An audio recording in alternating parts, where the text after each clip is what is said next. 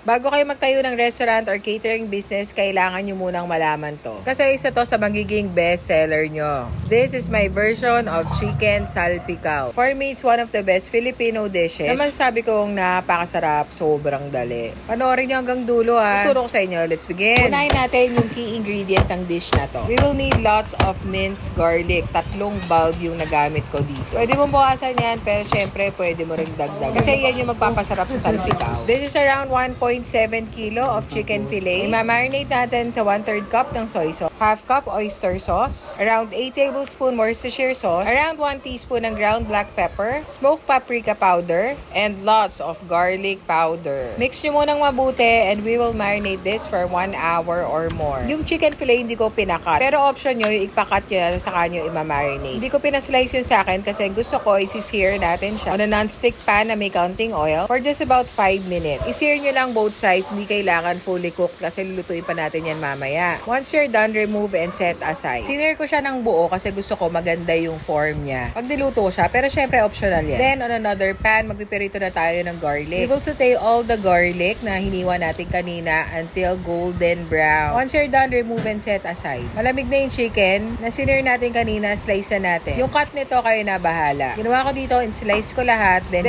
natin ko sa gitna para bite size siya. Doon sa pan na ginamit natin kanina, nilagay ko yung oil na pinagpirituhan ng garlic. Then, lagay mo na agad yung sliced chicken, yung natirang chicken marinade, yung sauce na tumulo sa chicken nung napirito siya, and you may add konting water. Ito parang binanlawan ko lang yung nilagyan ko ng marinade. Cover and simmer. Midway, lagay mo na yung button mushroom. Na-reduce na yung sauce, paluto na to, lagay na natin yung half nung fried garlic. Cover and simmer hanggang sa matuyuan. Ito optional pero nilagyan ko, chives. Mince yun lang, tawag sa palengke, bawang na sariwa. Adjust the taste based on your liking pag okay na kayo sa lasa at sa texture. You may top it with the rest of the fried garlic and chive. And that's it, nakagawa ka na ng napakasarap na chicken salpicao. Oh my gosh. Ito na yata yung pinakamasarap na version ko ng salpicao. Pag nag-enjoy kayo, comment kayo, salpicao.